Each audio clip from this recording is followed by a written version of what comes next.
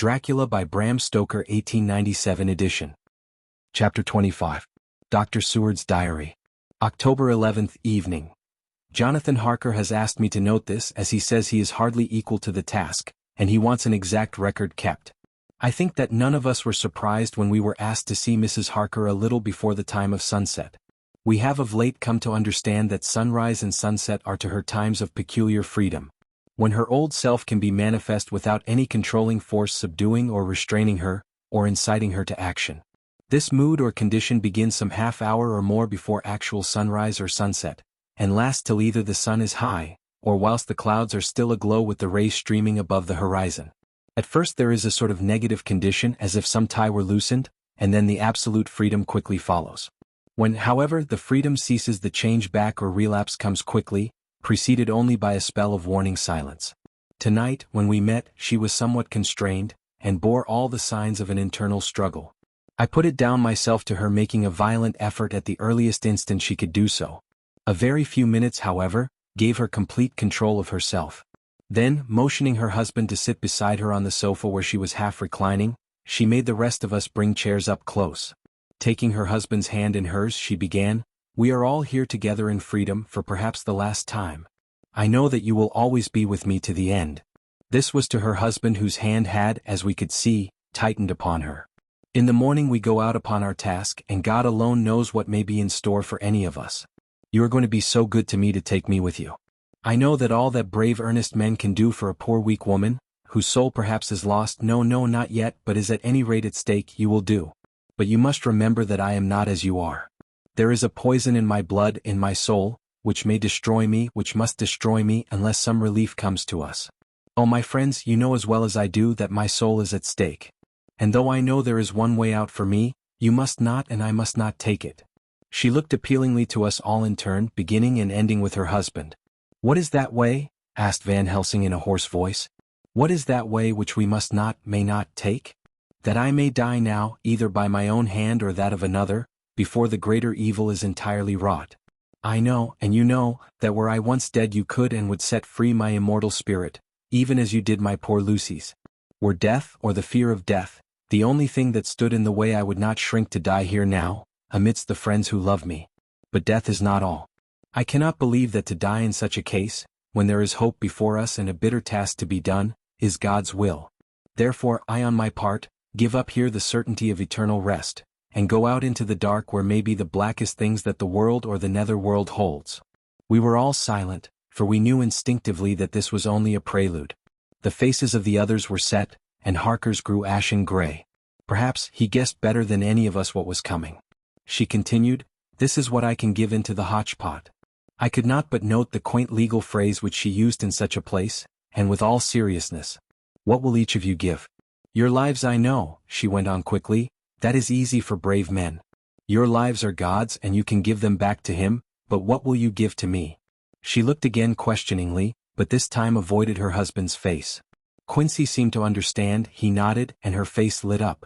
"Then I shall tell you plainly what I want, for there must be no doubtful matter in this connection between us now. You must promise me, one and all, even you, my beloved husband, that should the time come, you will kill me." "What is that time?" The voice was Quincy's, but it was low and strained.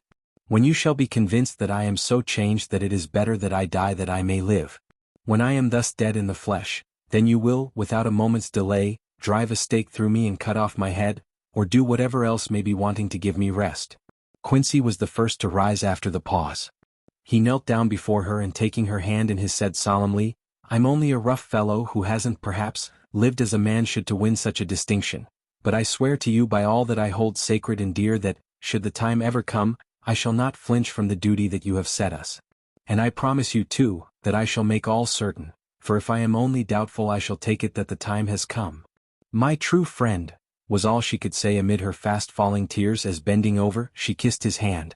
"I swear the same, my dear Madam Mina," said Van Helsing. "And I," said Lord Godalming, each of them in turn kneeling to her to take the oath. I followed myself.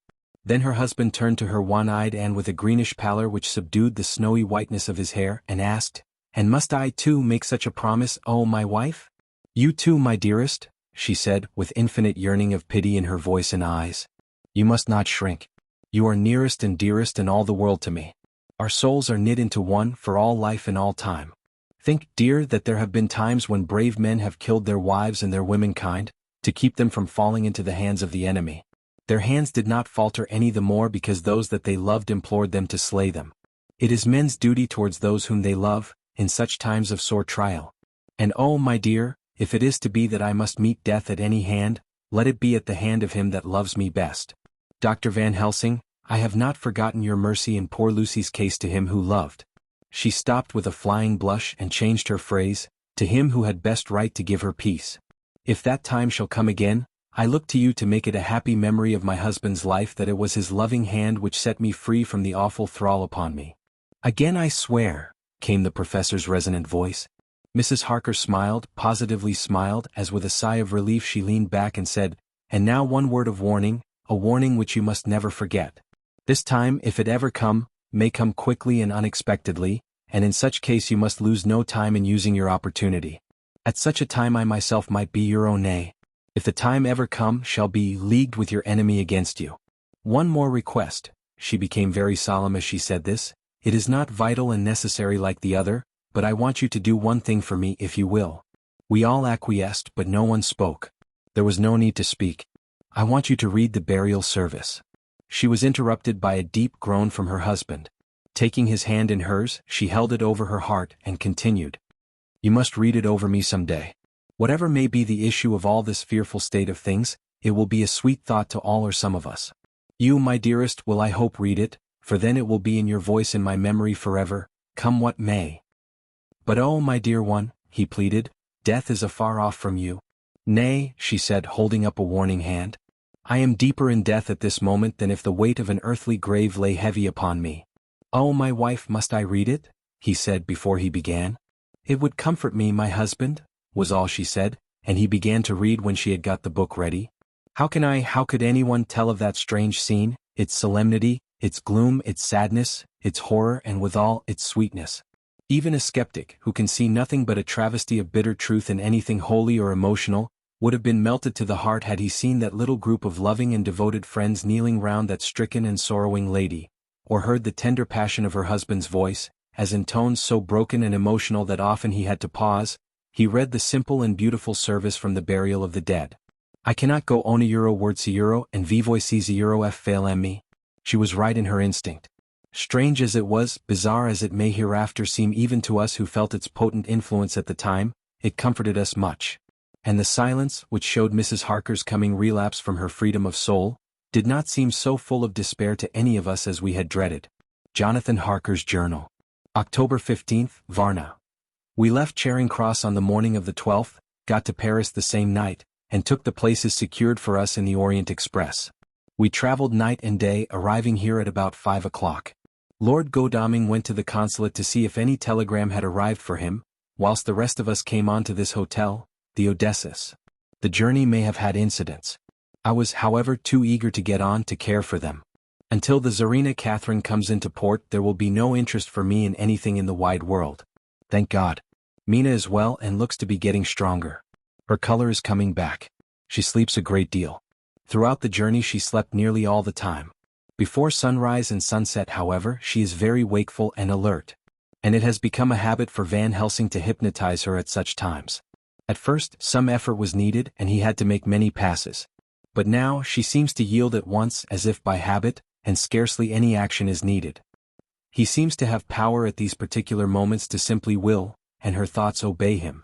He always asks her what she can see and hear. She answers to the first, nothing, all is dark. And to the second, I can hear the waves lapping against the ship, and the water rushing by. Canvas and cordage strain and masts and yards creak. The wind is high euro, I can hear it in the shrouds, and the bow throws back the foam. It is evident that the Tsarina Catherine is still at sea, hastening on her way to Varna. Lord Godalming has just returned. He had 4 telegrams, one each day since we started, and all to the same effect. That the Tsarina Catherine had not been reported to Lloyd's from anywhere. He had arranged before leaving London that his agent should send him every day a telegram saying if the ship had been reported. He was to have a message even if she were not reported, so that he might be sure that there was a watch being kept at the other end of the wire. We had dinner and went to bed early. Tomorrow we are to see the vice-consul, and to arrange, if we can, about getting on board the ship as soon as she arrives. Van Helsing says that our chance will be to get on the boat between sunrise and sunset.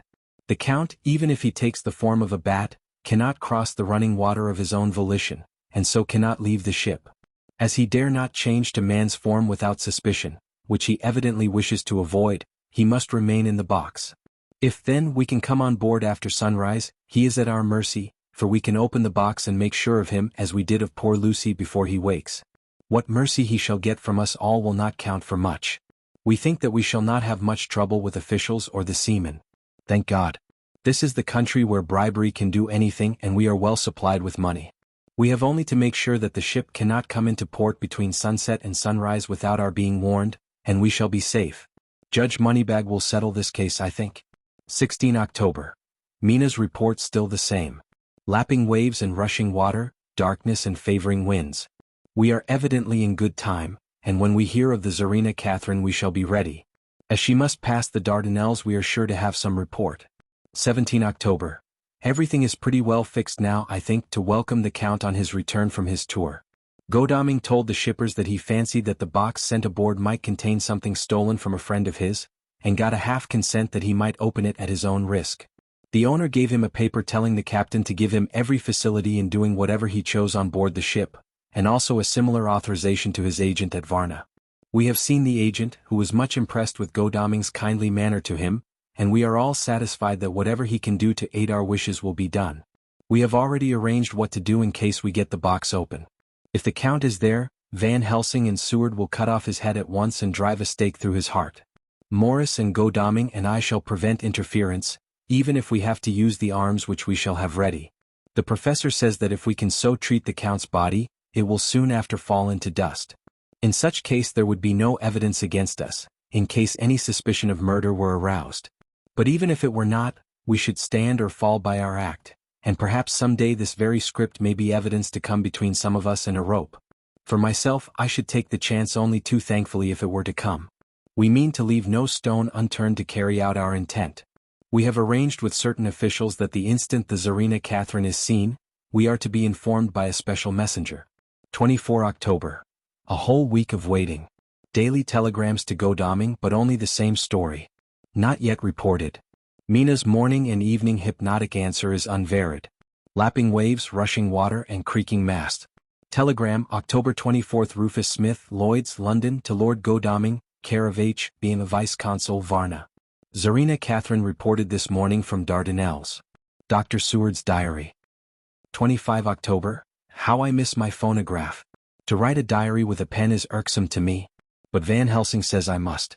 We were all wild with excitement yesterday when Godalming got his telegram from Lloyd's. I know now what men feel in battle when the call to action is heard. Mrs. Harker, alone of our party, did not show any signs of emotion. After all, it is not strange that she did not, for we took special care not to let her know anything about it, and we all tried not to show any excitement when we were in her presence. In old days she would, I am sure, have noticed no matter how we might have tried to conceal it. But in this way she is greatly changed during the past 3 weeks. The lethargy grows upon her, and though she seems strong and well, and is getting back some of her color, Van Helsing and I are not satisfied. We talk of her often. We have not, however, said a word to the others. It would break poor Harker's heart, certainly his nerve, if he knew that we had even a suspicion on the subject. Van Helsing examines, he tells me, her teeth very carefully, whilst she is in the hypnotic condition, for he says that so long as they do not begin to sharpen there is no active danger of a change in her. If this change should come, it would be necessary to take steps. We both know what those steps would have to be, though we do not mention our thoughts to each other. We should neither of us shrink from the task, awful though it be to contemplate. Euthanasia is an excellent and a comforting word. I am grateful to whoever invented it. It is only about 24 hours' sail from the Dardanelles to here, at the rate the Tsarina Catherine has come from London. She should therefore arrive some time in the morning, but as she cannot possibly get in before noon, we are all about to retire early. We shall get up at 1 o'clock so as to be ready. October 25th, noon. No news yet of the ship's arrival. Mrs. Harker's hypnotic report this morning was the same as usual, so it is possible that we may get news at any moment. We men are all in a fever of excitement except Harker, who is calm. His hands are cold as ice, and an hour ago I found him whetting the edge of the great Gurkha knife which he now always carries with him. It will be a bad lookout for the Count if the edge of that kukri ever touches his throat, driven by that stern ice-cold hand. Van Helsing and I were a little alarmed about Mrs. Harker today. About noon she got into a sort of lethargy which we did not like. Although we kept silence to the others, we were neither of us happy about it. She had been restless all the morning, so that we were at first glad to know that she was sleeping. When, however, her husband mentioned casually that she was sleeping so soundly that he could not wake her, we went to her room to see for ourselves. She was breathing naturally and looked so well and peaceful that we agreed that the sleep was better for her than anything else. Poor girl, she has so much to forget that it is no wonder that sleep, if it brings oblivion to her, does her good. Later. Our opinion was justified, for when after a refreshing sleep of some hours she woke up, she seemed brighter and better than she had been for days. At sunset she made the usual hypnotic report. Wherever he may be in the Black Sea, the Count is hurrying to his destination. To his doom I trust. 26 October. Another day and no tidings of the Tsarina Catherine. She ought to be here by now. That she is still journeying somewhere is apparent, for Mrs. Harker's hypnotic report at sunrise was still the same. It is possible that the vessel may be lying by, at times, for fog. Some of the steamers which came in last evening reported patches of fog both to north and south of the port. We must continue our watching, as the ship may now be signaled any moment. October 27th, noon. Most strange. No news yet of the ship we wait for. Mrs. Harker reported last night and this morning as usual. Lapping waves and rushing water, though she added that the waves were very faint. The telegrams from London have been the same, no further report. Van Helsing is terribly anxious, and told me just now that he fears the Count is escaping us. He added significantly, I did not like that lethargy of Madame Mina's. Souls and memories can do strange things during trance. I was about to ask him more, but Harker just then came in, and he held up a warning hand. We must try tonight at sunset to make her speak more fully when in her hypnotic state. 28 October. Telegram. Rufus Smith, London, to Lord Godalming, Care H.B.M. Vice-Consul Varna. Tsarina Catherine reported entering Galatz at 1 o'clock today. Dr. Seward's diary. 28 October. When the telegram came announcing the arrival in Galatz, I do not think it was such a shock to any of us as might have been expected. True, we did not know whence or how or when the bolt would come. But I think we all expected that something strange would happen. The day of arrival at Varna made us individually satisfied that things would not be just as we had expected. We only waited to learn where the change would occur. Nonetheless, however, it was a surprise. I suppose that nature works on such a hopeful basis that we believe against ourselves that things will be as they ought to be, not as we should know that they will be. Transcendentalism is a beacon to the angels, even if it be a will-o'-the-wisp to man. Van Helsing raised his hand over his head for a moment, as though in remonstrance with the Almighty. But he said not a word, and in a few seconds stood up with his face sternly set. Lord Godalming grew very pale and sat breathing heavily. I was myself half stunned and looked in wonder at one after another. Quincey Morris tightened his belt with that quick movement which I knew so well. In our old wandering days it meant action. Mrs. Harker grew ghastly white, so that the scar on her forehead seemed to burn, but she folded her hands meekly and looked up in prayer. Harker smiled, actually smiled, the dark, bitter smile of one who is without hope, but at the same time his action belied his words, for his hands instinctively sought the hilt of the great kukri knife and rested there. When does the next train start for Galatz? Said Van Helsing to us generally. At 6:30 tomorrow morning. We all started, for the answer came from Mrs. Harker. How on earth do you know? Said Art. You forget, or perhaps you do not know, though Jonathan does and so does Dr. Van Helsing, that I am the train fiend. At home in Exeter I always used to make up the timetables so as to be helpful to my husband. I found it so useful sometimes, that I always make a study of the timetables now. I knew that if anything were to take us to Castle Dracula we should go by Galatz, or at any rate through Bucharest, so I learned the times very carefully. Unhappily there are not many to learn, as the only train tomorrow leaves as I say. Wonderful woman, murmured the professor. Can't we get a special? Asked Lord Godalming. Van Helsing shook his head. I fear not. This land is very different from yours or mine. Even if we did have a special, it would probably not arrive as soon as our regular train. Moreover, we have something to prepare. We must think. Now let us organize. You, friend Arthur, go to the train and get the tickets and arrange that all be ready for us to go in the morning. Do you, friend Jonathan, Go to the agent of the ship and get from him letters to the agent in Galatz, with authority to make a search of the ship just as it was here. Quincy Morris, you see the vice-consul and get his aid with his fellow in Galatz and all he can do to make our way smooth so that no times be lost when over the Danube. John will stay with Madam Mina and me, and we shall consult. For so if time be long you may be delayed. And it will not matter when the sun set, since I am here with Madam to make report.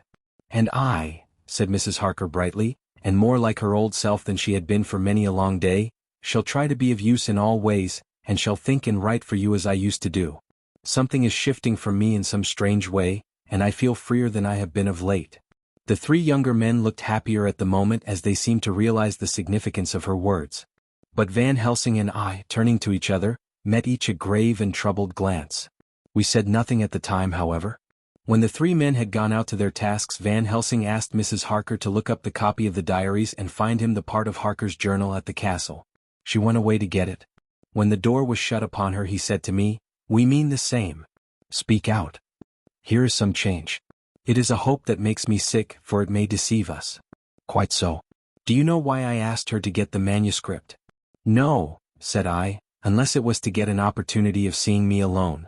"You are in part right, friend John, but only in part. I want to tell you something. And oh, my friend, I am taking a terrible risk. But I believe it is right."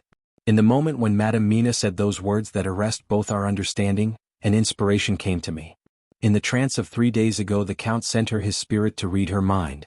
Or more like he took her to see him in his earth box in the ship with water rushing, just as it go free at rise and set of sun. He learned then that we are here, for she have more to tell in her open life with eyes to see ears to hear than he, shut as he is, in his coffin box. Now he make his most effort to escape us. At present he want her not. He is sure with his so great knowledge that she will come at his call. But he cut her off, take her as he can do out of his own power, that so she come not to him. There I have hope that our man brains that have been of man so long and that have not lost the grace of God, will come higher than his child brain that lie in his tomb for centuries, that grow not yet to our stature, and that do only work selfish and therefore small. Here comes Madam Mina. Not a word to her of her trance. She knows it not, and it would overwhelm her and make despair just when we want all her hope, all her courage, when most we want all her great brain which is trained like man's brain, but is of sweet woman and have a special power which the Count give her, and which he may not take away altogether, though he think not so. Let me speak and you shall learn. Oh John, my friend, we are in awful straits. I fear as I never feared before. We can only trust the good God. Silence. Here she comes. I thought that the professor was going to break down and have hysterics, just as he had when Lucy died, but with a great effort he controlled himself and was at perfect nervous poise when Mrs. Harker tripped into the room, bright and happy looking and in the doing of work, seemingly forgetful of her misery. As she came in, she handed a number of sheets of typewriting to Van Helsing. He looked over them gravely, his face brightening up as he read. Then holding the pages between his finger and thumb he said, "Friend John, to you with so much experience already, and you too, dear Madam Mina, that are young, here is a lesson. Do not fear ever to think. A half-thought has been buzzing often in my brain, but I fear to let him loose his wings. Here now, with more knowledge, I go back to where that half-thought come from and I find that he be no half-thought at all. That be a whole thought, though so young that he is not yet strong to use his little wings. Nay, like the ugly duck of my friend Hans Andersen, he be no duck thought at all, but a big swan thought that sail nobly on big wings, when the time come for him to try them. See, I read here what Jonathan have written. That other of his race who, in a later age, again and again, brought his forces over the great river into Turkey land, who when he was beaten back came again and again and again, though he had to come alone from the bloody field where his troops were being slaughtered, since he knew that he alone could ultimately triumph. What does this tell us? Not much. No. The Count's child thought see nothing, therefore he speaks so free. Your man thought see nothing. My man thought see nothing till just now. No. But there comes another word from someone who speak without thought because she, too, know not what it might mean. Just as there are elements which rest, yet when in nature's course they move on their way and they touch the poof.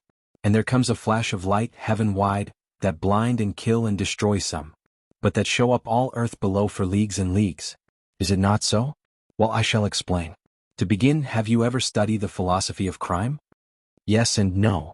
You, John, yes, for it is a study of insanity. You know, Madam Mina, for crime touch you not but once. Still, your mind works true and argues not a particulari ad universal. There is this peculiarity in criminals. It is so constant in all countries and at all times, that even police who know not much from philosophy, come to know it empirically, that it is. That is to be empiric. The criminal always work at one crime, that is the true criminal who seems predestinate to crime, and who will of none other. This criminal has not full man brain. He is clever and cunning and resourceful, but he be not of man stature as to brain. He be of child brain in much. Now this criminal of ours is predestinate to crime also. He too have child brain, and it is of the child to do what he have done. The little bird, the little fish, the little animal learn not by principle but empirically. And when he learn to do, then there is to him the ground to start from to do more. Dos poesto, said Archimedes. Give me a fulcrum and I shall move the world. To do once, is the fulcrum whereby child brain become man brain. And until he have the purpose to do more, he continue to do the same again every time just as he have done before. Oh my dear, I see that your eyes are opened, and that to you the lightning flash show all the leagues, for Mrs. Harker began to clap her hands and her eyes sparkled. He went on, now you shall speak. Tell us two dry men of science what you see with those so bright eyes. He took her hand and held it whilst he spoke. His finger and thumb closed on her pulse, as I thought instinctively and unconsciously as she spoke. The Count is a criminal and of criminal type. Nordau and Lombroso would so classify him, and qua criminal he is of an imperfectly formed mind. Thus, in a difficulty he has to seek resource and habit. His past is a clue, and the one page of it that we know, and that from his own lips, tells that once before, when in what Mr. Morris would call a tight place, he went back to his own country from the land he had tried to invade, and thence, without losing purpose, prepared himself for a new effort. He came again better equipped for his work and won. So he came to London to invade a new land. He was beaten, and when all hope of success was lost and his existence in danger, he fled back over the sea to his home. Just as formerly he had fled back over the Danube from Turkey land. Good. Oh, you so clever lady, said Van Helsing enthusiastically as he stooped and kissed her hand. A moment later he said to me as calmly as though we had been having a sick-room consultation, 72 only, and in all this excitement. I have hope. Turning to her again he said with keen expectation, but go on. There is more to tell if you will. Be not afraid. John and I know. I do in any case and shall tell you if you are right. Speak without fear. I will try to. But you will forgive me if I seem too egotistical. Nay. Fear not, you must be egotist, for it is of you that we think. Then, as he is criminal he is selfish. And as his intellect is small and his action is based on selfishness, he confines himself to one purpose. That purpose is remorseless. As he fled back over the Danube, leaving his forces to be cut to pieces, so now he is intent on being safe, careless of all. So his own selfishness frees my soul somewhat from the terrible power which he acquired over me on that dreadful night. I felt it. Oh, I felt it. Thank God for his great mercy. My soul is freer than it has been since that awful hour. And all that haunts me is a fear lest in some trance or dream he may have used my knowledge for his ends. The professor stood up. He has so used your mind, and by it he has left us here in Varna, whilst the ship that carried him rushed through enveloping fog up to Galatz, where, doubtless, he had made preparation for escaping from us. But his child mind only saw so far. And it may be that as ever is in God's providence, the very thing that the evil-doer most reckoned on for his selfish good, turns out to be his chiefest harm. The hunter is taken in his own snare, as the great psalmist says. For now that he think he is free from every trace of us all, and that he has escaped us with so many hours to him, then his selfish child brain will whisper him to sleep. He think, too, that as he cut himself off from knowing your mind, there can be no knowledge of him to you. There is where he fail. That terrible baptism of blood which he give you makes you free to go to him in spirit, as you have as yet done in your times of freedom, when the sun rise and set. At such times you go by my volition and not by his. And this power to good of you and others, you have won from your suffering at his hands. This is now all more precious that he know it not, and to guard himself have even cut himself off from his knowledge of our where. We, however, are not selfish, and we believe that God is with us through all this blackness and these many dark hours. We shall follow him, and we shall not flinch, even if we peril ourselves that we become like him. Friend John, this has been a great hour, and it have done much to advance us on our way. You must be scribe and write him all down, so that when the others return from their work you can give it to them, then they shall know as we do. And so I have written it whilst we wait their return, and Mrs. Harker has written with the typewriter all since she brought the MS to us. Chapter 26. Dr. Seward's Diary. 29 October. This is written in the train from Varna to Galatz. Last night we all assembled a little before the time of sunset. Each of us had done his work as well as he could. So far as thought and endeavor and opportunity go, we are prepared for the whole of our journey, and for our work when we get to Galatz. When the usual time came round, Mrs. Harker prepared herself for her hypnotic effort, and after a longer and more serious effort on the part of Van Helsing than has been usually necessary, she sank into the trance. Usually she speaks on a hint, but this time the professor had to ask her questions, and to ask them pretty resolutely before we could learn anything. At last her answer came. I can see nothing. We are still. There are no waves lapping, but only a steady swirl of water softly running against the hawser. I can hear men's voices calling near and far, and the roll and creak of oars in the rowlocks. A gun is fired somewhere, the echo of it seems far away. There is tramping of feet overhead, and ropes and chains are dragged along. What is this? There is a gleam of light. I can feel the air blowing upon me. Here she stopped. She had risen as if impulsively from where she lay on the sofa, and raised both her hands, palms upwards, as if lifting a weight. Van Helsing and I looked at each other with understanding.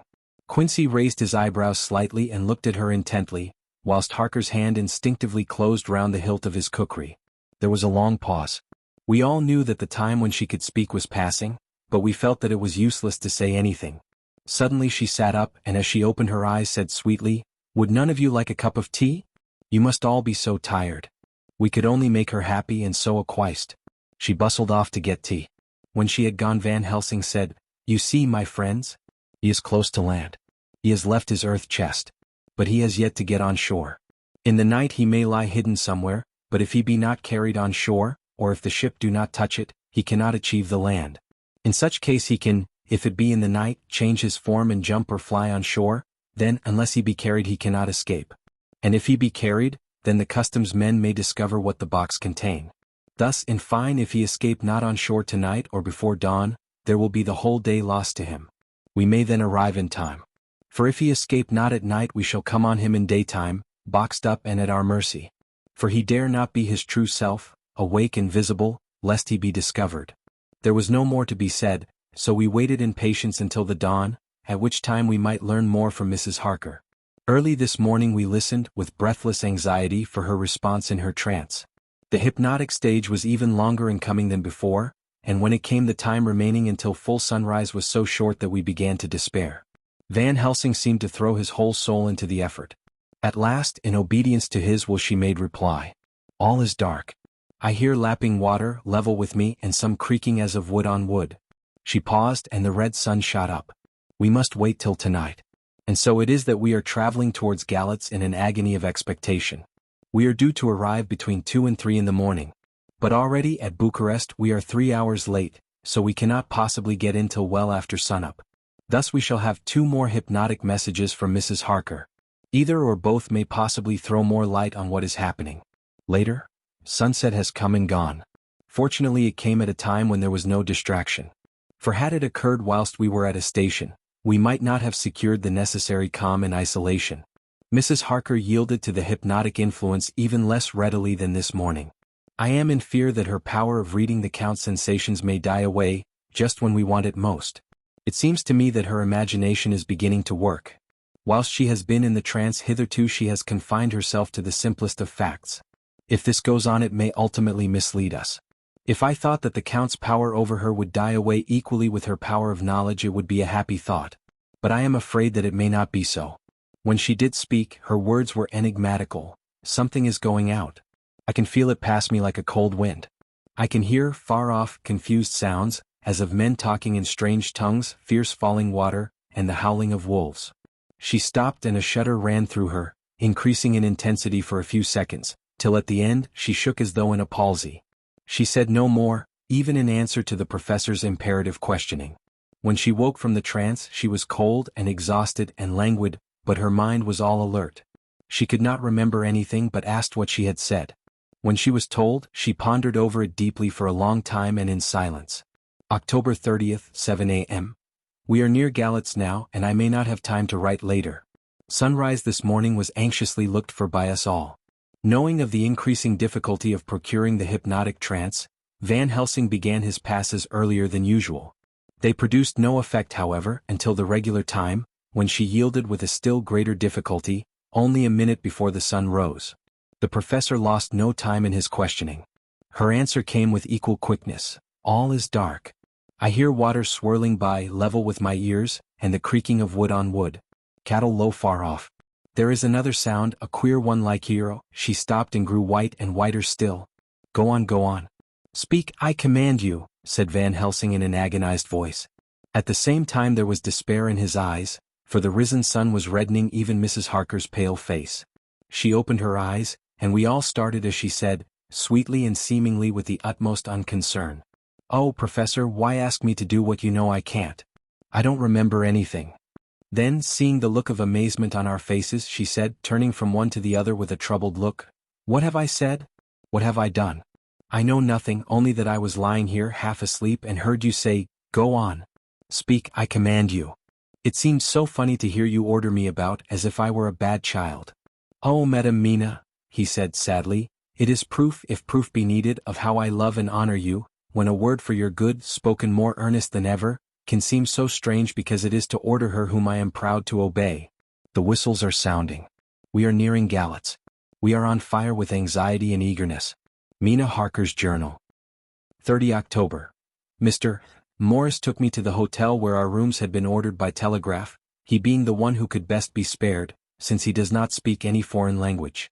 The forces were distributed much as they had been at Varna, except that Lord Godalming went to the vice-consul, as his rank might serve as an immediate guarantee of some sort to the official, we being in extreme hurry. Jonathan and the two doctors went to the shipping agent to learn particulars of the arrival of the Tsarina Catherine. Later, Lord Godalming has returned. The consul is away and the vice-consul sick. So the routine work has been attended to by a clerk. He was very obliging and offered to do anything in his power. Jonathan Harker's Journal. 30 October. At 9 o'clock Dr. Van Helsing, Dr. Seward, and I called on Messrs. Mackenzie and Steinkopf, the agents of the London firm of Hapgood. They had received a wire from London, in answer to Lord Godalming's telegraphed request, asking them to show us any civility in their power. They were more than kind and courteous, and took us at once on board the Tsarina Catherine, which lay at anchor out in the river harbor. There we saw the captain, Donaldson by name, who told us of his voyage. He said that in all his life he had never had so favorable a run. Man, he said, but it made us afeard, for we expected that we should have to pay for it, why, some rare piece o' ill luck so as to keep up the average. It's no canny to run frae London to the Black Sea wi' a wind ahint ye, as though the deil himself were blawing on your sail for his ain purpose. And the time we could no speer a thing. Gin we were nigh a ship, or a port, or a headland, a fog fell on us and travelled wi' us till when after it had lifted and we looked out, the deil a thing could we see. We ran by Gibraltar to being able to signal. Until we came to the Dardanelles and had to wait to get our permit to pass, we never were within hail o' aught. At first I inclined to slack off sail and beat about till the fog was lifted. But whiles, I thought that if the deil was minded to get us into the Black Sea quick, he was like to do it whether we would or no.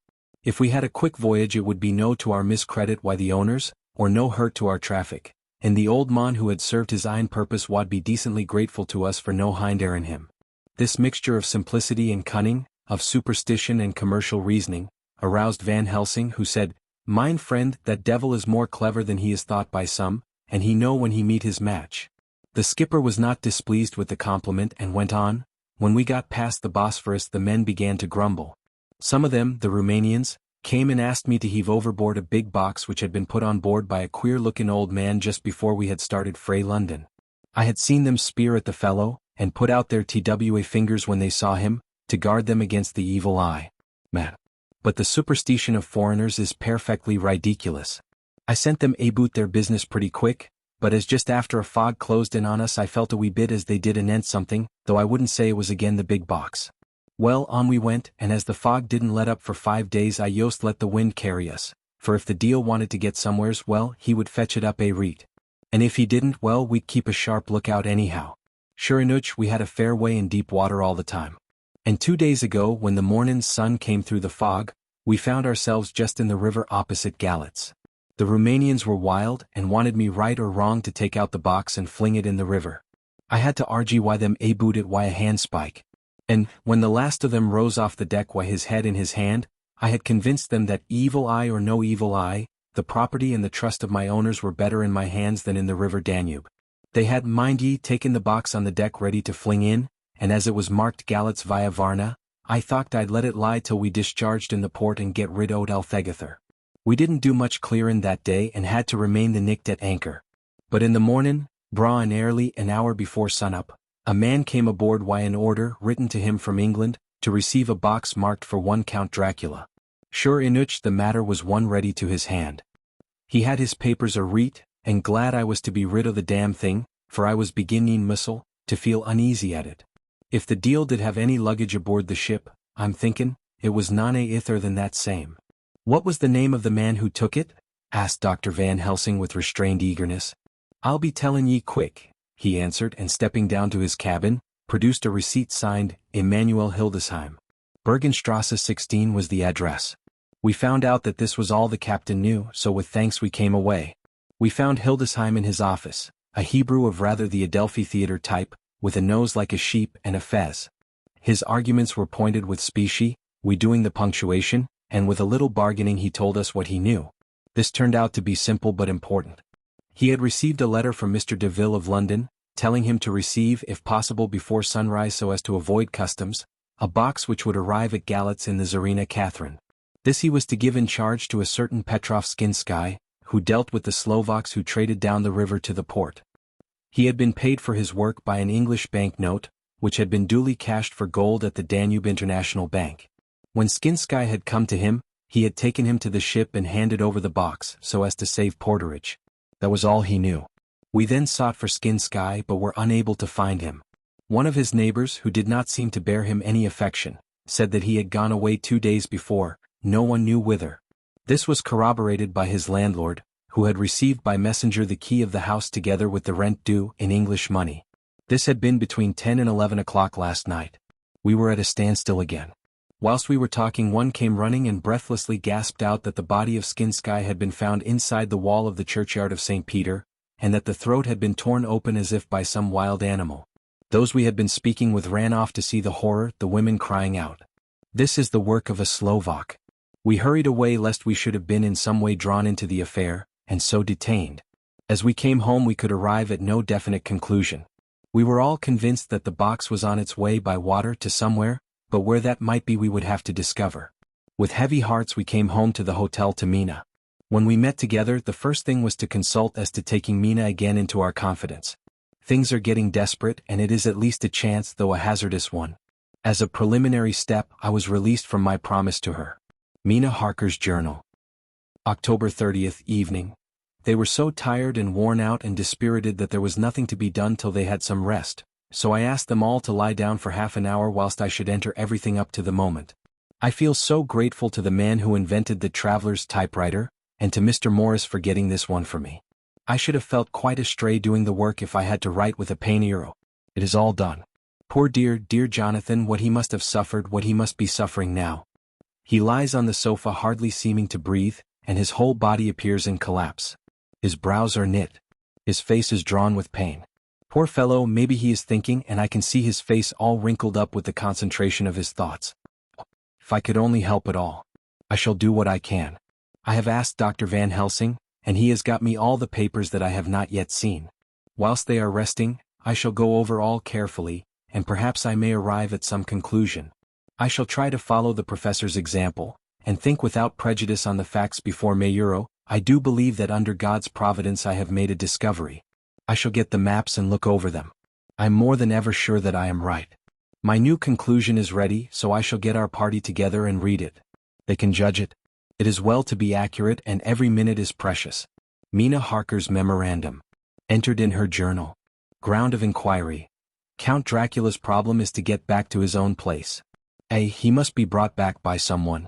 This is evident, for had he power to move himself as he wished he could go either as man or wolf or bat, or in some other way. He evidently fears discovery or interference, in the state of helplessness in which he must be, confined as he is between dawn and sunset in his wooden box. How is he to be taken? Here a process of exclusions may help us. By road, by rail, by water? 1. By road. There are endless difficulties, especially in leaving the city. 10. there are people. And people are curious and investigate. A hint, a surmise, a doubt as to what might be in the box, would destroy him. Why, there are or there may be customs and octroi officers to pass. His pursuers might follow. This is his highest fear. And in order to prevent his being betrayed he has repelled, so far as he can, even his victim me. 2. By rail, there is no one in charge of the box. It would have to take its chance of being delayed, and delay would be fatal with enemies on the track. True, he might escape at night. But what would he be, if left in a strange place with no refuge that he could fly to? This is not what he intends, and he does not mean to risk it. 3. By water. Here is the safest way in one respect, but with most danger in another. On the water he is powerless except at night. Even then he can only summon fog and storm and snow and his wolves. But were he wrecked, the living water would engulf him, helpless, and he would indeed be lost. He could have the vessel drive to land, but if it were unfriendly land, wherein he was not free to move, his position would still be desperate. We know from the record that he was on the water, so what we have to do is to ascertain what water. The first thing is to realize exactly what he has done as yet. We may then get a light on what his task is to be. Firstly, we must differentiate between what he did in London as part of his general plan of action, when he was pressed for moments and had to arrange as best he could. Secondly, we must see, as well as we can surmise it from the facts we know of, what he has done here. As to the first, he evidently intended to arrive at Galatz, and sent invoice to Varna to deceive us lest we should ascertain his means of exit from England. His immediate and sole purpose then was to escape. The proof of this is the letter of instructions sent to Emanuel Hildesheim to clear and take away the box before sunrise. There is also the instruction to Petrov Skinsky. These we must only guess at, but there must have been some letter or message since Skinsky came to Hildesheim. That, so far, his plans were successful we know. The Tsarina Catherine made a phenomenally quick journey. So much so that Captain Donelson's suspicions were aroused. But his superstition united with his canniness played the Count's game for him, and he ran with his favoring wind through fogs and all till he brought up blindfold at Galatz. That the Count's arrangements were well made has been proved. Hildesheim cleared the box, took it off and gave it to Skinsky. Skinsky took it, and here we lose the trail. We only know that the box is somewhere on the water, moving along. The customs and the octroi, if there be any, have been avoided. Now we come to what the Count must have done after his arrival on land at Galatz. The box was given to Skinsky before sunrise. At sunrise the Count could appear in his own form. Here we ask why Skinsky was chosen at all to aid in the work? In my husband's diary, Skinsky is mentioned as dealing with the Slovaks who trade down the river to the port. And the man's remark that the murder was the work of a Slovak showed the general feeling against his class. The Count wanted isolation. My surmise is this, that in London the Count decided to get back to his castle by water, as the most safe and secret way. He was brought from the castle by Skani, and probably they delivered their cargo to Slovaks who took the boxes to Varna, for there they were shipped to London. Thus the Count had knowledge of the persons who could arrange this service. When the box was on land, before sunrise or after sunset, he came out from his box, met Skinsky and instructed him what to do as to arranging the carriage of the box up some river. When this was done, and he knew that all was in train, he blotted out his traces as he thought, by murdering his agent. I have examined the map and find that the river most suitable for the Slovaks to have ascended is either the Pruth or the Sereth. I read in the typescript that in my trance I heard cows low and water swirling level with my ears and the creaking of wood. The Count in his box, then, was on a river in an open boat, propelled probably either by oars or poles, for the banks are near and it is working against stream. There would be no such if floating downstream. Of course it may not be either the Sereth or the Pruth, but we may possibly investigate further. Now of these two, the Pruth is the more easily navigated, but the Sereth is at Fundu, joined by the Bistritza which runs up round the Borgo Pass. The loop it makes is manifestly as close to Dracula's castle as can be got by water. Mina Harker's journal continued. When I had done reading, Jonathan took me in his arms and kissed me. The others kept shaking me by both hands, and Dr. Van Helsing said, "Our dear Madam Mina is once more our teacher.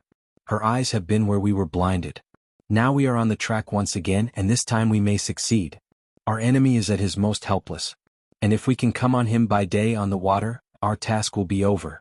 He has a start, but he is powerless to hasten, as he may not leave this box lest those who carry him may suspect. For them to suspect would be to prompt them to throw him in the stream where he perish. This he knows and will not.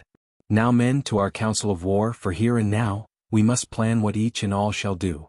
I shall get a steam launch and follow him, said Lord Godalming. And I, horses to follow on the bank lest by chance he land, said Mr. Morris. Good, said the professor, both good. But neither must go alone. There must be force to overcome force if need be. The Slovak is strong and rough and he carries rude arms. All the men smiled, for amongst them they carried a small arsenal. Said Mr. Morris, I have brought some Winchesters. They are pretty handy in a crowd and there may be wolves. The Count, if you remember, took some other precautions. He made some requisitions on others that Mrs. Harker could not quite hear or understand. We must be ready at all points. Dr. Seward said, I think I had better go with Quincy. We have been accustomed to hunt together and we two, well armed, will be a match for whatever may come along. You must not be alone, Art. It may be necessary to fight the Slovaks, and a chance thrust, for I don't suppose these fellows carry guns, would undo all our plans. There must be no chances this time. We shall not rest until the Count's head and body have been separated, and we are sure that he cannot reincarnate. He looked at Jonathan as he spoke, and Jonathan looked at me. I could see that the poor dear was torn about in his mind. Of course he wanted to be with me. But then the boat service would, most likely, be the one which would destroy the Euro vampire. Why did I hesitate to write the word? He was silent a while, and during his silence Dr. Van Helsing spoke. Friend Jonathan, this is to you for twice reasons. First, because you are young and brave and can fight, and all energies may be needed at the last. And again that it is your right to destroy him. That which has wrought such woe to you and yours. Be not afraid for Madam Mina. She will be my care if I may. I am old. My legs are not so quick to run as once. And I am not used to ride so long or to pursue as need be, or to fight with lethal weapons. But I can be of other service. I can fight another way. And I can die if need be as well as younger men. Now let me say that what I would is this. While you, my Lord Godalming and friend Jonathan go in your so swift little steamboat up the river, and whilst John and Quincy guard the bank where perchance he might be landed, I will take Madam Mina right into the heart of the enemy's country. Whilst the old fox is tied in his box, floating on the running stream whence he cannot escape to land, where he dares not raise the lid of his coffin box lest his Slovak carriers should in fear leave him to perish, we shall go in the track where Jonathan went, from Bistritz over the Borgo, and find our way to the castle of Dracula. Here Madam Mina's hypnotic power will surely help, and we shall find our way, all dark and unknown otherwise, after the first sunrise when we are near that fateful place. There is much to be done, and other places to be made sanctify, so that that nest of vipers be obliterated. Here Jonathan interrupted him hotly. Do you mean to say, Professor Van Helsing, that you would bring Mina, in her sad case and tainted as she is with that devil's illness, right into the jaws of his death trap? Not for the world. Not for heaven or hell. He became almost speechless for a minute and then went on. Do you know what the place is? Have you seen that awful den of hellish infamy, with the very moonlight alive with grisly shapes, and every speck of dust that whirls in the wind a devouring monster in embryo? Have you felt the vampire's lips upon your throat? Here he turned to me, and as his eyes lit on my forehead he threw up his arms with a cry, Oh my God, what have we done to have this terror upon us? And he sank down on the sofa in a collapse of misery. The professor's voice as he spoke in clear, sweet tones, which seemed to vibrate in the air, calmed us all. Oh, my friend, it is because I would save Madam Mina from that awful place that I would go. God forbid that I should take her into that place. There is work, wild work, to be done before that place can be purified. Remember that we are in terrible straits. If the Count escape us this time, and he is strong and subtle and cunning, he may choose to sleep him for a century, and then in time our dear one, he took my hand, would come to him to keep him company, and would be as those others that you, Jonathan, saw. You have told us of their gloating lips. You heard their ribald laugh as they clutched the moving bag that the Count threw to them. You shudder, and well may it be. Forgive me that I make you so much pain, but it is necessary. My friend, is it not a dire need for that which I am giving, possibly my life? If it were that anyone went into that place to stay, it is I who would have to go to keep them company. Do as you will, said Jonathan with a sob that shook him all over, we are in the hands of God. Later, oh, it did me good to see the way that these brave men worked. How can women help loving men when they are so earnest and so true and so brave? And too, it made me think of the wonderful power of money. What can it not do when basely used? I felt so thankful that Lord Godalming is rich, and both he and Mr. Morris, who also has plenty of money, are willing to spend it so freely. For if they did not, our little expedition could not start, either so promptly or so well equipped, as it will within another hour. It is not 3 hours since it was arranged what part each of us was to do. And now Lord Godalming and Jonathan have a lovely steam launch, with steam up ready to start at a moment's notice. Dr. Seward and Mr. Morris have half a dozen good horses, well appointed. We have all the maps and appliances of various kinds that can be had. Professor Van Helsing and I are to leave by the 11:40 train tonight for Veresti, where we are to get a carriage to drive to the Borgo Pass. We are bringing a good deal of ready money as we are to buy a carriage and horses. We shall drive ourselves, for we have no one whom we can trust in the matter. The professor knows something of a great many languages, so we shall get on all right. We have all got arms, even for me a large-bore revolver. Jonathan would not be happy unless I was armed like the rest. Alas, I cannot carry one arm that the rest do, the scar on my forehead forbids that. Dear Dr. Van Helsing comforts me by telling me that I am fully armed as there may be wolves. The weather is getting colder every hour, and there are snow flurries which come and go as warnings. Later, it took all my courage to say goodbye to my darling. We may never meet again. Courage, Mina. The professor is looking at you keenly. His look is a warning.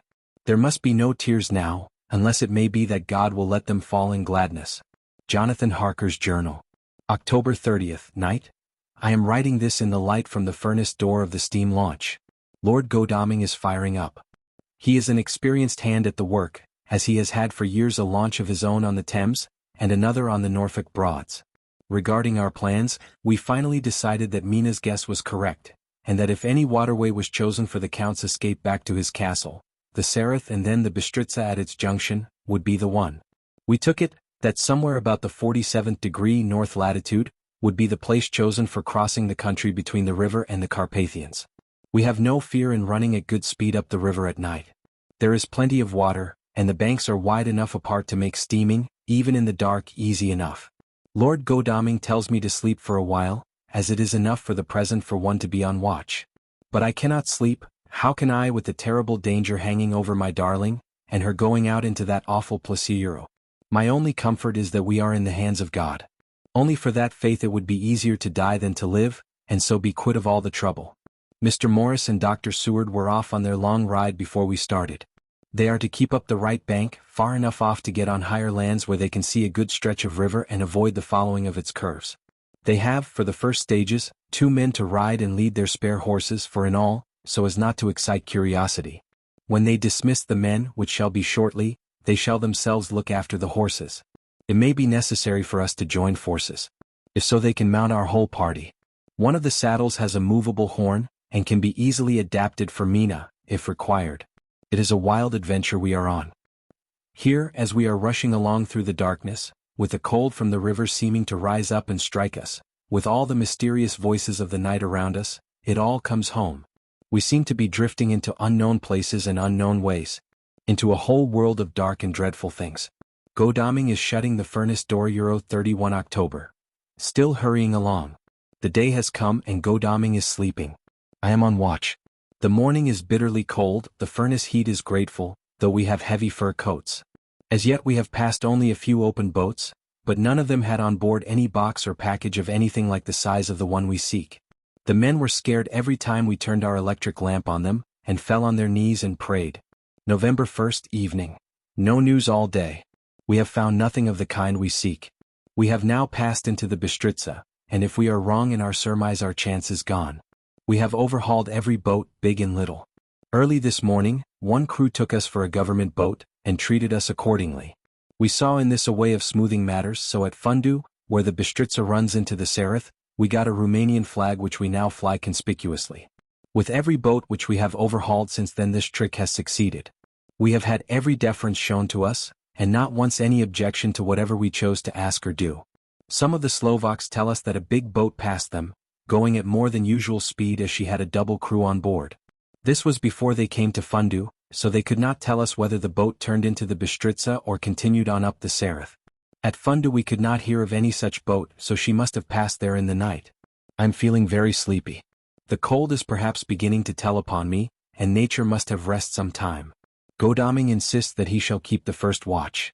God bless him for all his goodness to poor dear Mina and me. November 2nd, morning. It is broad daylight. That good fellow would not wake me. He says it would have been a sin too, for I slept peacefully and was forgetting my trouble. It seems brutally selfish to me to have slept so long, and let him watch all night, but he was quite right. I am a new man this morning. And, as I sit here and watch him sleeping, I can do all that is necessary both as to minding the engine, steering, and keeping watch. I can feel that my strength and energy are coming back to me. I wonder where Mina is now and Van Helsing. They should have got to Veresti about noon on Wednesday. It would take them some time to get the carriage and horses. So if they had started and traveled hard, they would be about now at the Borgo Pass.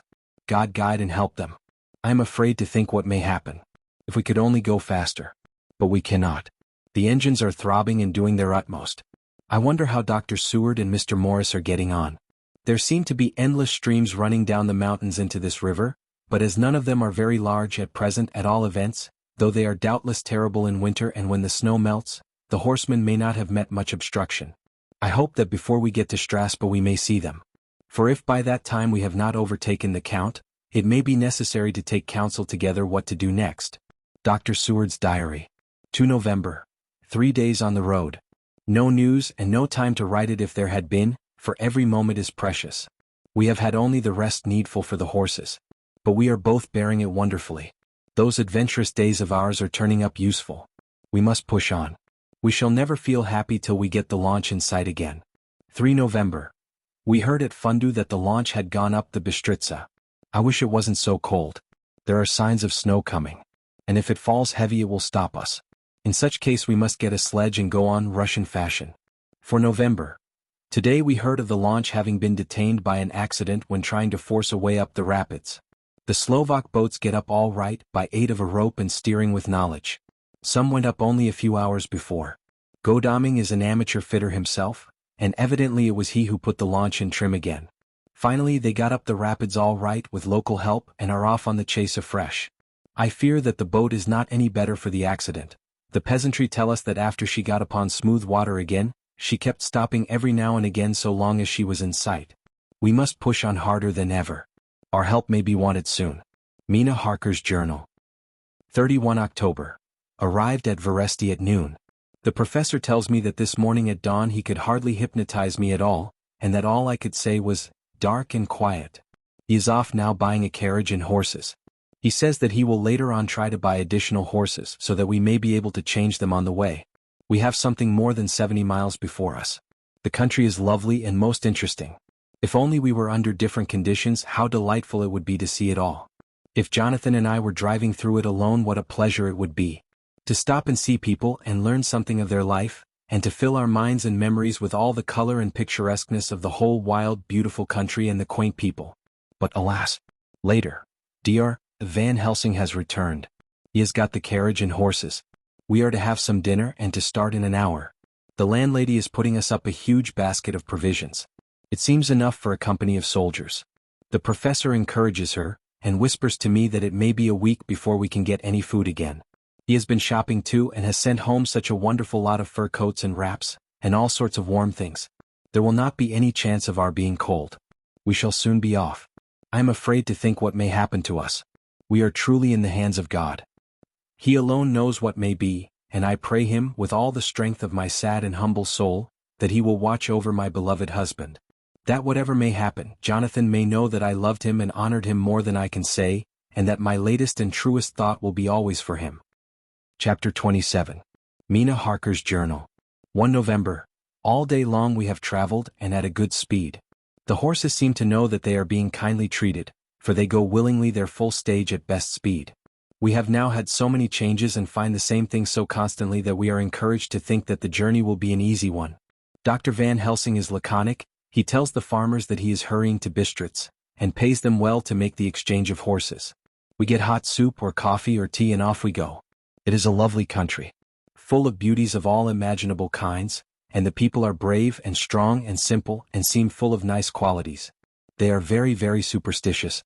In the first house where we stopped, when the woman who served us saw the scar on my forehead, she crossed herself and put out 2 fingers towards me to keep off the evil eye. I believe they went to the trouble of putting an extra amount of garlic into our food, and I can't abide garlic. Ever since then I have taken care not to take off my hat or veil, and so have escaped their suspicions. We are traveling fast, and as we have no driver with us to carry tales, we go ahead of scandal. But I dare say that fear of the evil eye will follow hard behind us all the way. The The professor seems tireless. All day he would not take any rest, though he made me sleep for a long spell. At sunset time he hypnotized me and he says I answered as usual, darkness, lapping water and creaking wood. So our enemy is still on the river. I am afraid to think of Jonathan, but somehow I have now no fear for him or for myself. I write this whilst we wait in a farmhouse for the horses to be ready. Dr. Van Helsing is sleeping. Poor dear, he looks very tired and old and grey, but his mouth is set as firmly as a conqueror's. Even in his sleep he is intense with resolution. When we have well started I must make him rest whilst I drive. I shall tell him that we have days before us, and he must not break down when most of all his strength will be needed. All is ready. We are off shortly. November 2nd, morning. I was successful and we took turns driving all night. Now the day is on us, bright though cold. There is a strange heaviness in the air. I say heaviness for want of a better word. I mean that it oppresses us both. It is very cold and only our warm furs keep us comfortable. At dawn Van Helsing hypnotized me. He says I answered darkness, creaking wood and roaring water, so the river is changing as they ascend. I do hope that my darling will not run any chance of danger, more than need be, but we are in God's hands. November 2nd, night. All day long driving.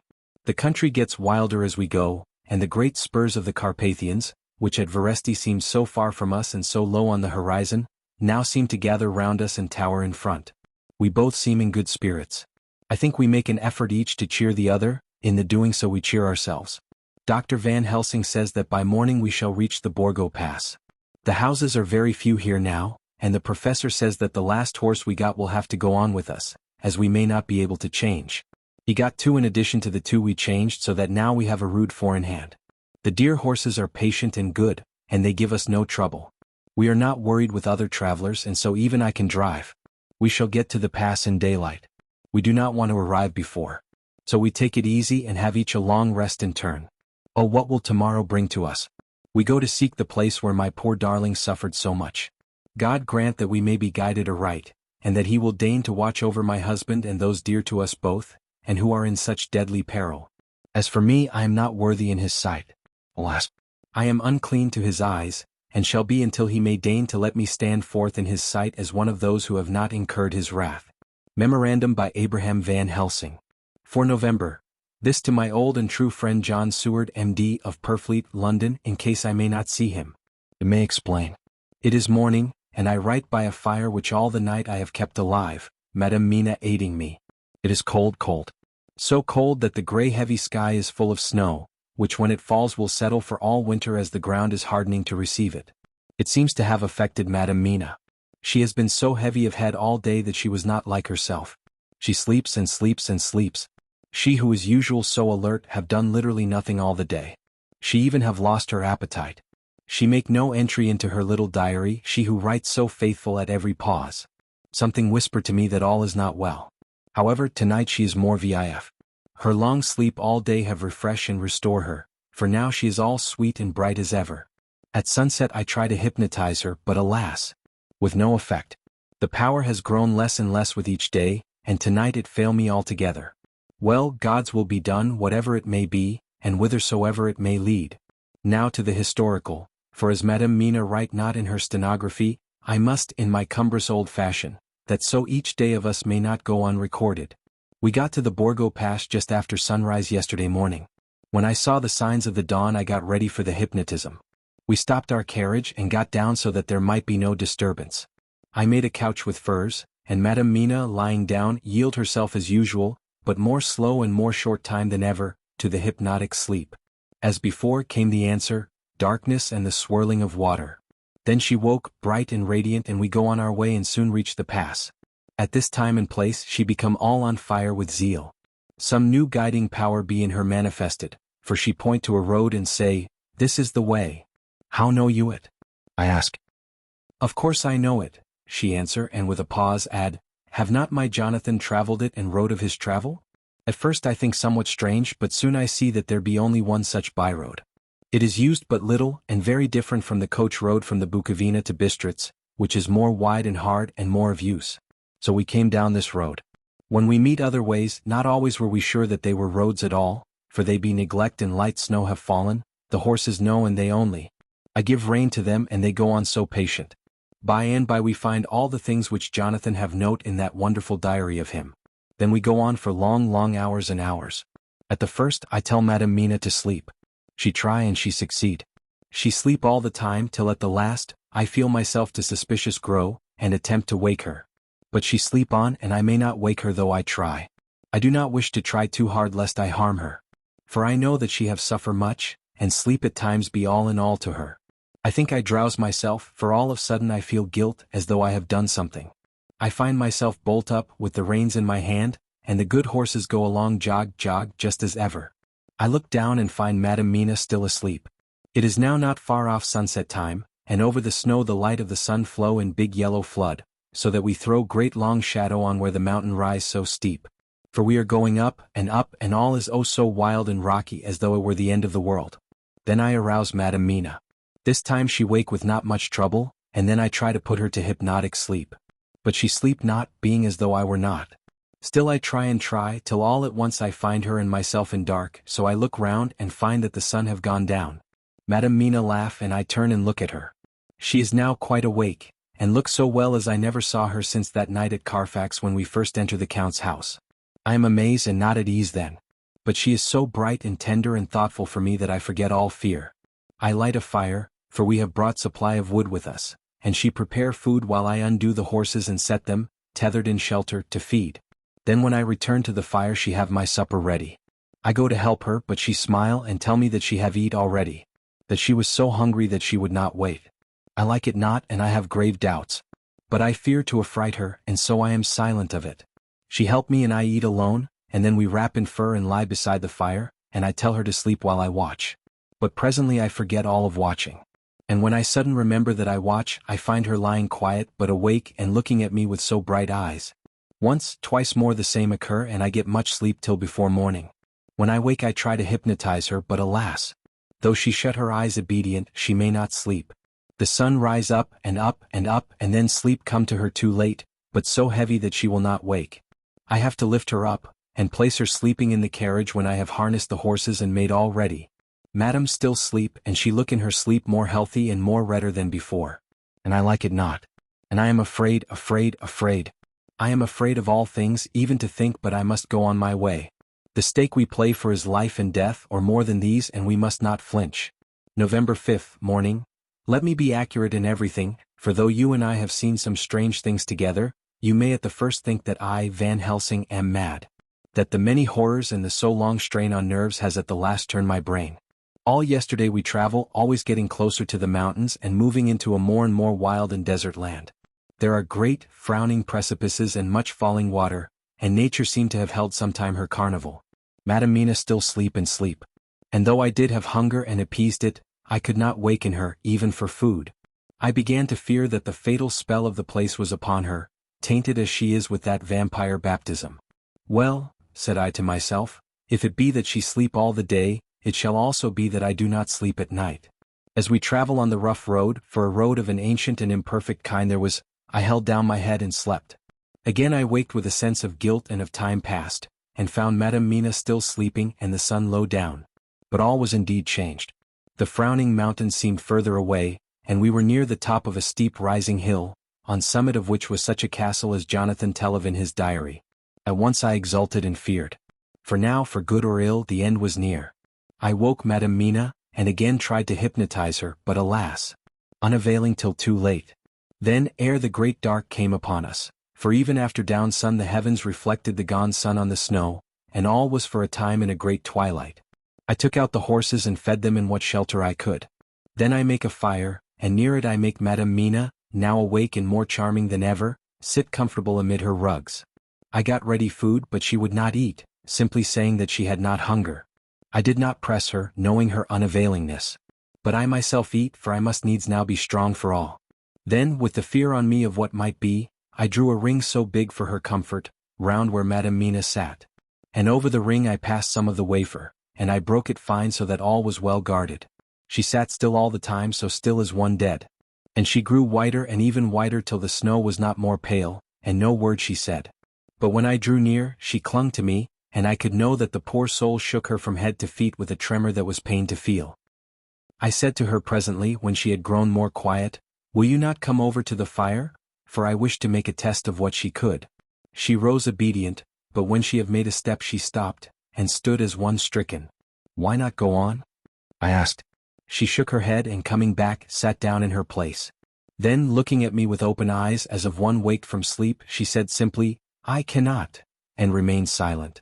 I rejoiced, for I knew that what she could not, none of those that we dreaded could. Though there might be danger to her body, yet her soul was safe. Presently the horses began to scream, and tore at their tethers till I came to them and quieted them. When they did feel my hands on them, they whinnied low as in joy, and licked at my hands and were quiet for a time. Many times through the night did I come to them, till it arrived to the cold hour when all nature is at lowest, and every time my coming was with quiet of them. In the cold hour the fire began to die, and I was about stepping forth to replenish it, for now the snow came in flying sweeps and with it a chill mist. Even in the dark there was a light of some kind, as there ever is over snow, and it seemed as though the snow flurries and the wreaths of mist took shape as of women with trailing garments. All was in dead, grim silence, only that the horses whinnied and cowered, as if in terror of the worst. I began to fear horrible fears. But then came to me the sense of safety in that ring wherein I stood. I began too to think that my imaginings were of the night and the gloom, and the unrest that I have gone through and all the terrible anxiety. It was as though my memories of all Jonathan's horrid experience were befooling me. For the snowflakes and the mist began to wheel and circle round, till I could get as though a shadowy glimpse of those women that would have kissed him. And then the horses cowered lower and lower, and moaned in terror as men do in pain. Even the madness of fright was not to them, so that they could break away. I feared for my dear Madam Mina when these weird figures drew near and circled round. I looked at her, but she sat calm and smiled at me. When I would have stepped to the fire to replenish it, she caught me and held me back and whispered like a voice that one hears in a dream, so low it was, "No, no, do not go without. Here you are safe." I turned to her and looking in her eyes said, "But you? It is for you that I fear." Whereat she laughed, a laugh low and unreal, and said, "Fear for me? Why fear for me? None safer in all the world from them than I am." And as I wondered at the meaning of her words, a puff of wind made the flame leap up, and I see the red scar on her forehead. Then alas, I knew. Did I not, I would soon have learned, for the wheeling figures of mist and snow came closer, but keeping ever without the holy circle. Then they began to materialize till, if God have not taken away my reason, for I saw it through my eyes. There were before me in actual flesh the same three women that Jonathan saw in the room, when they would have kissed his throat. I knew the swaying round forms, the bright hard eyes, the white teeth, the ruddy color, the voluptuous lips. They smiled ever at poor dear Madam Mina. And as their laugh came through the silence of the night, they twined their arms and pointed to her, and said in those so sweet tingling tones that Jonathan said were of the intolerable sweetness of the water glasses, "Come, sister. Come to us. Come." In fear I turned to my poor Madam Mina, and my heart with gladness leapt like flame. For oh, the terror in her sweet eyes, the repulsion, the horror, told a story to my heart that was all of hope. God be thanked she was not yet of them.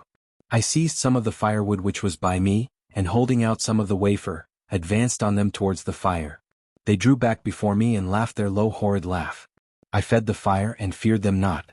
For I knew that we were safe within the ring, which she could not leave no more than they could enter. The horses had ceased to moan and lay still on the ground. The snow fell on them softly and they grew whiter. I knew that there was for the poor beasts no more of terror. And so we remained till the red of the dawn began to fall through the snow gloom. I was desolate and afraid and full of woe and terror. But when that beautiful sun began to climb the horizon, life was to me again. At the first coming of the dawn the horrid figures melted in the whirling mist and snow. The wreaths of transparent gloom moved away towards the castle and were lost. Instinctively, with the dawn coming, I turned to Madam Mina, intending to hypnotize her. But she lay in a deep and sudden sleep, from which I could not wake her.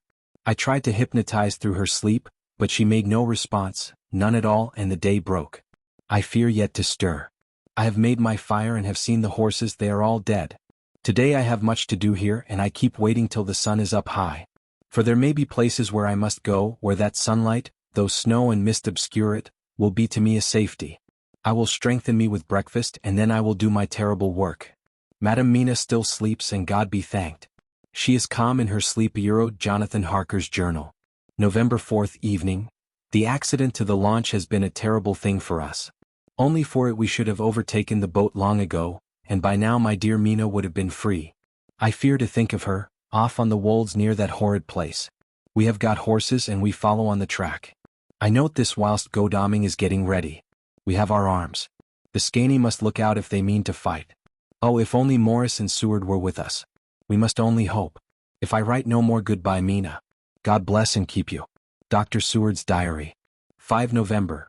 With the dawn we saw the body of Scaney before us dashing away from the river with their lighter wagon. They surrounded it in a cluster and hurried along as though beset. The snow is falling lightly and there is a strange excitement in the air.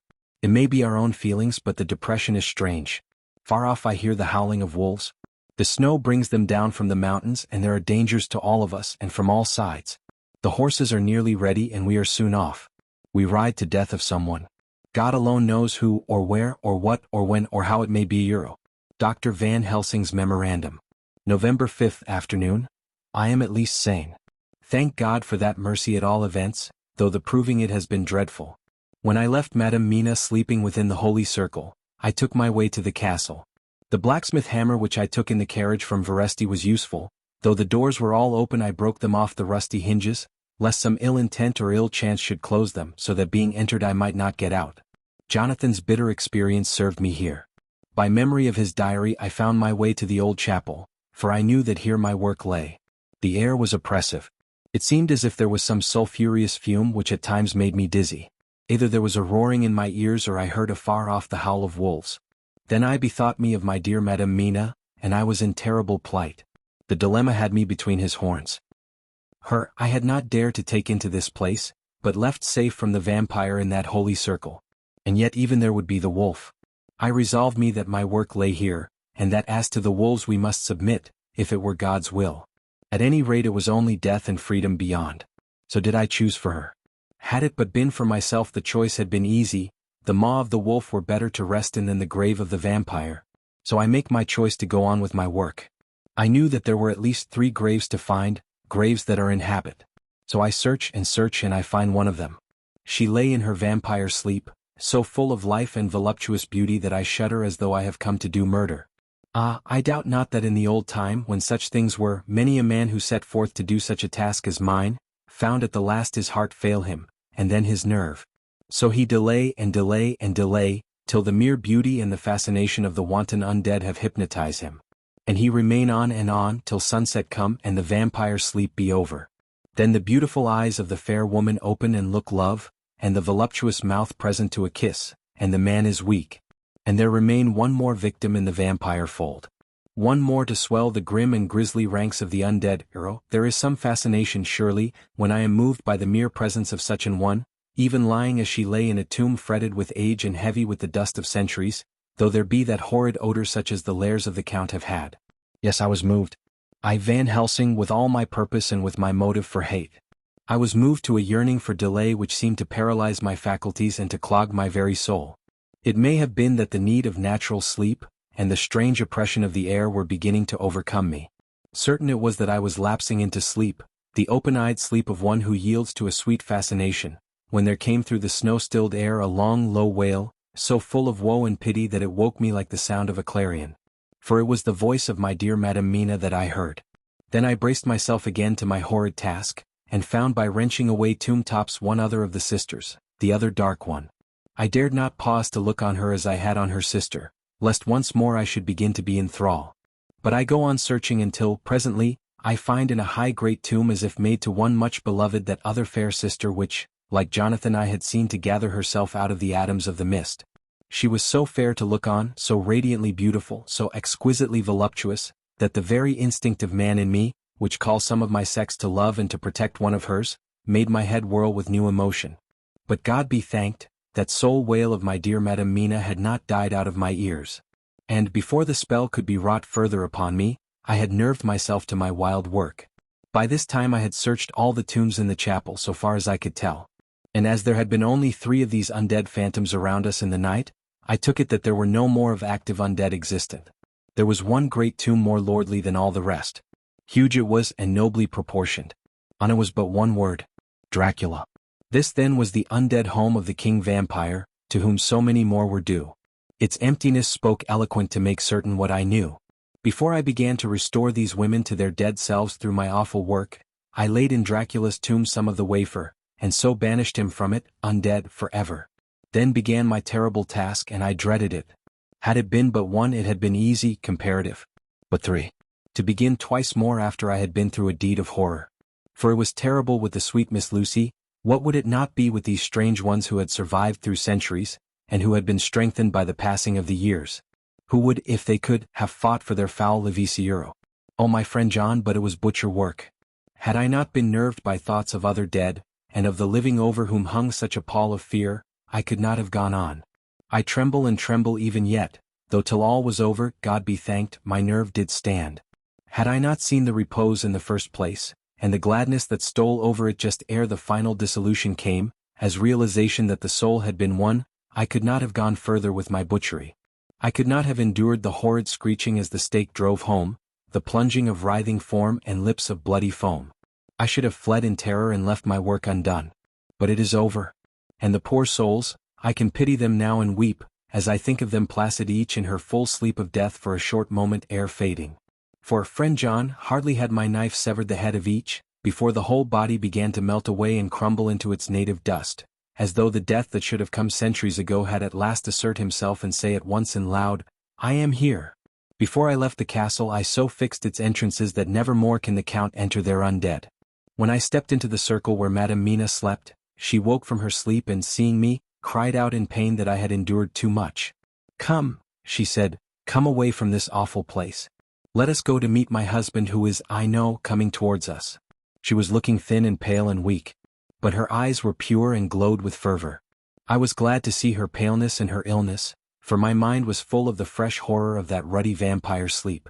And so with trust and hope and yet full of fear, we go eastward to meet our friends and him whom Madame Mina tell me that she know are coming to meet us. Mina Harker's Journal. 6 November.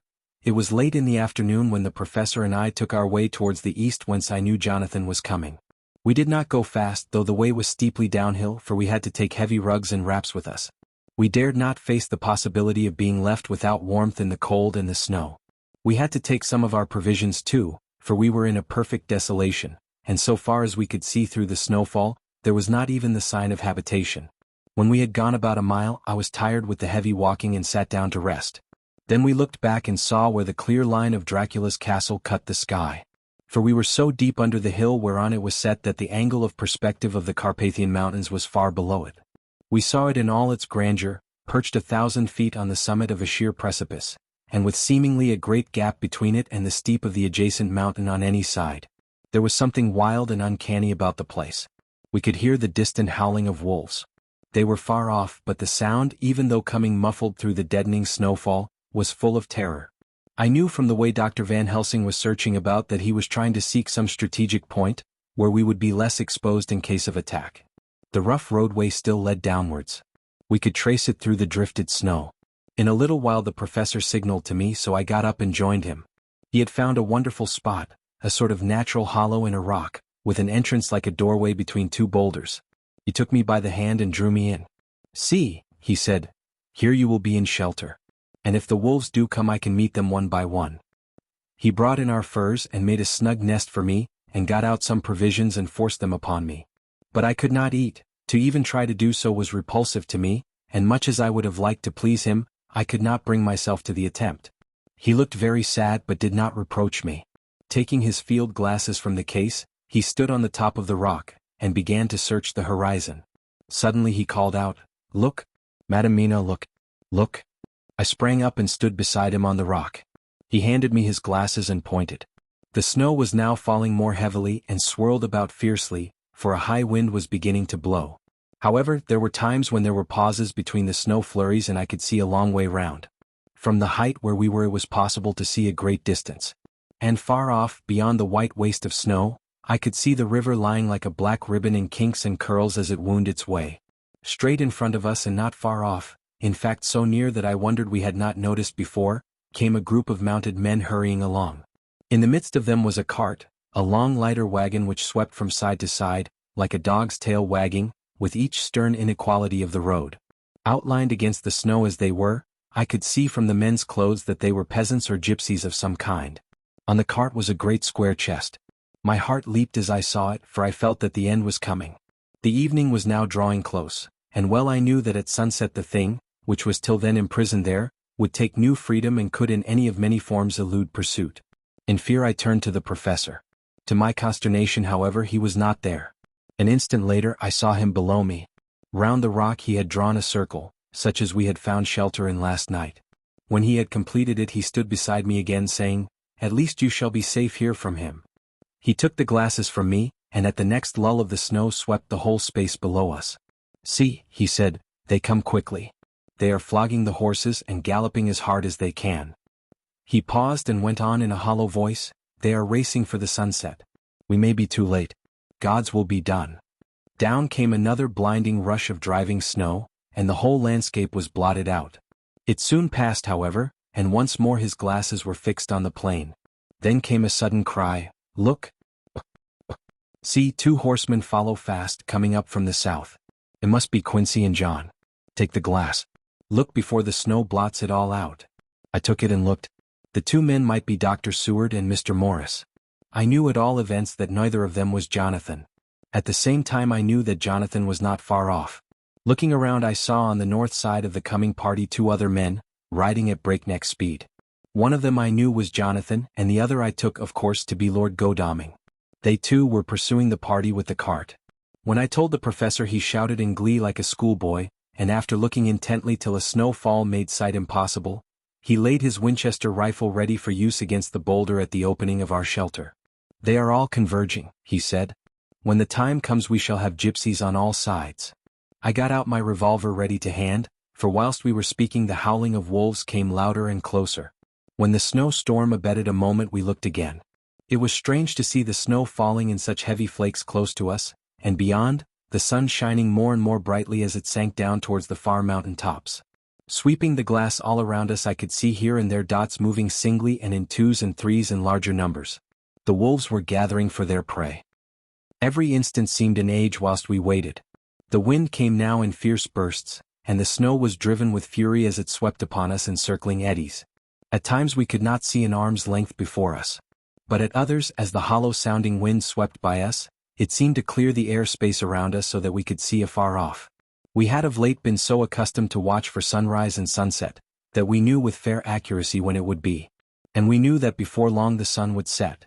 It was hard to believe that by our watches it was less than an hour that we waited in that rocky shelter before the various bodies began to converge close upon us. The wind came now with fiercer and more bitter sweeps, and more steadily from the north. It seemingly had driven the snow clouds from us, for with only occasional bursts the snow fell. We could distinguish clearly the individuals of each party, the pursued and the pursuers. Strangely enough those pursued did not seem to realize, or at least to care, that they were pursued. They seemed, however, to hasten with redoubled speed as the sun dropped lower and lower on the mountain tops. Closer and closer they drew. The professor and I crouched down behind our rock and held our weapons ready. I could see that he was determined that they should not pass. One and all were quite unaware of our presence.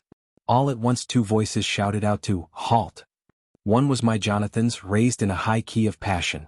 The other Mr. Morris' strong resolute tone of quiet command. The gypsies may not have known the language, but there was no mistaking the tone, in whatever tongue the words were spoken. Instinctively they reined in, and at the instant Lord Godalming and Jonathan dashed up at one side and Dr. Seward and Mr. Morris on the other. The leader of the gypsies, a splendid-looking fellow who sat his horse like a centaur, waved them back, and in a fierce voice gave to his companions some word to proceed. They lashed the horses which sprang forward. But the 4 men raised their Winchester rifles, and in an unmistakable way commanded them to stop. At the same moment Dr. Van Helsing and I rose behind the rock and pointed our weapons at them. Seeing that they were surrounded the men tightened their reins and drew up. The leader turned to them and gave a word at which every man of the gypsy party drew what weapon he carried, knife or pistol, and held himself in readiness to attack. Issue was joined in an instant. The leader, with a quick movement of his rein, threw his horse out in front, and pointed first to the sun, now close down on the hilltops, and then to the castle, said something which I did not understand. For answer, all 4 men of our party threw themselves from their horses and dashed towards the cart. I should have felt terrible fear at seeing Jonathan in such danger, but that the ardor of battle must have been upon me as well as the rest of them. I felt no fear but only a wild, surging desire to do something.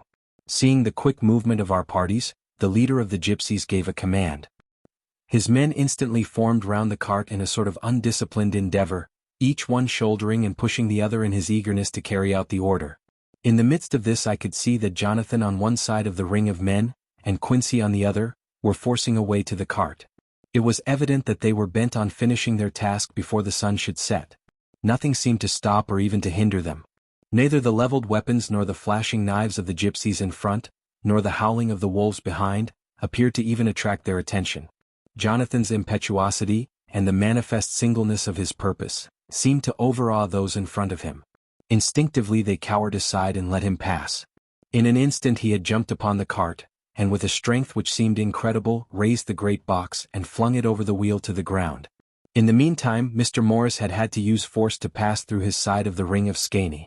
All the time I had been breathlessly watching Jonathan. I had, with the tail of my eye, seen him pressing desperately forward, and had seen the knives of the gypsies flash as he won a way through them, and they cut at him. He had parried with his great Bowie knife, and at first I thought that he too had come through in safety. But as he sprang beside Jonathan, who had by now jumped from the cart, I could see that with his left hand he was clutching at his side, and that the blood was spurting through his fingers.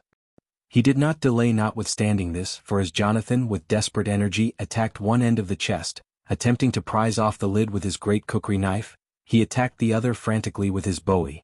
Under the efforts of both men the lid began to yield. The nails drew with a screeching sound and the top of the box was thrown back. By this time the gypsies, seeing themselves covered by the Winchesters, and at the mercy of Lord Godalming and Dr. Seward, had given in and made no further resistance. The sun was almost down on the mountain tops, and the shadows of the whole group fell upon the snow. I saw the Count lying within the box upon the earth, some of which the rude falling from the cart had scattered over him. He was deathly pale, just like a waxen image, and the red eyes glared with the horrible vindictive look which I knew so well. As I looked, the eyes saw the sinking sun, and the look of hate in them turned to triumph. But on the instant came the sweep and flash of Jonathan's great knife. I shrieked as I saw it shear through the throat, whilst at the same moment Mr. Morris's Bowie knife plunged into the heart. It was like a miracle, but before our very eyes and almost in the drawing of a breath, the whole body crumbled into dust and passed from our sight. I shall be glad as long as I live that even in that moment of final dissolution, there was in the face a look of peace, such as I never could have imagined might have rested there. The castle of Dracula now stood out against the red sky, and every stone of its broken battlements was articulated against the light of the setting sun. The gypsies, taking us as in some way the cause of the extraordinary disappearance of the dead man, turned, without a word, and rode away as if for their lives. Those who were unmounted jumped upon the lighter wagon and shouted to the horsemen not to desert them. The wolves, which had withdrawn to a safe distance, followed in their wake, leaving us alone. Mr. Morris, who had sunk to the ground, leaned on his elbow, holding his hand pressed to his side. The blood still gushed through his fingers. I flew to him, for the holy circle did not now keep me back, so did the two doctors. Jonathan knelt behind him and the wounded man laid back his head on his shoulder. With a sigh he took, with a feeble effort, my hand in that of his own which was unstained. He must have seen the anguish of my heart in my face, for he smiled at me and said, "I am only too happy to have been of service." "Oh God!" he cried suddenly, struggling to a sitting posture and pointing to me. "It was worth for this to die. Look." The sun was now right down upon the mountain top, and the red gleams fell upon my face, so that it was bathed in rosy light. With one impulse the men sank on their knees and a deep and earnest "Amen" broke from all as their eyes followed the pointing of his finger. The dying man spoke, "Now God be thanked that all has not been in vain. The snow is not more stainless than her forehead. The curse has passed away." And to our bitter grief, with a smile and in silence, he died, a gallant gentleman. No. 7 years ago we all went through the flames. And the happiness of some of us since then is, we think, well worth the pain we endured. It is an added joy to Mina and to me that our boy's birthday is the same day as that on which Quincy Morris died. His mother holds, I know, the secret belief that some of our brave friend's spirit has passed into him. His bundle of names links all our little band of men together. But we call him Quincy. In the summer of this year we made a journey to Transylvania, and went over the old ground which was, and is, to us so full of vivid and terrible memories. It was almost impossible to believe that the things which we had seen with our own eyes and heard with our own ears were living truths. Every trace of all that had been was blotted out. The castle stood as before, reared high above a waste of desolation. When we got home we were talking of the old time, which we could all look back on without despair, for Godalming and Seward are both happily married. I took the papers from the safe where they had been ever since our return so long ago. We were struck with the fact that in all the mass of material of which the record is composed, there is hardly one authentic document. Nothing but a mass of typewriting, except the later notebooks of Mina and Seward and myself, and Van Helsing's memorandum. We could hardly ask anyone, even did we wish to accept these as proofs of so wild a story. Van Helsing summed it all up as he said, with our boy on his knee. We want no proofs. We ask none to believe us. This boy will someday know what a brave and gallant woman his mother is. Already he knows her sweetness and loving care. Later on he will understand how some men so loved her, that they did dare much for her sake. Jonathan Harker.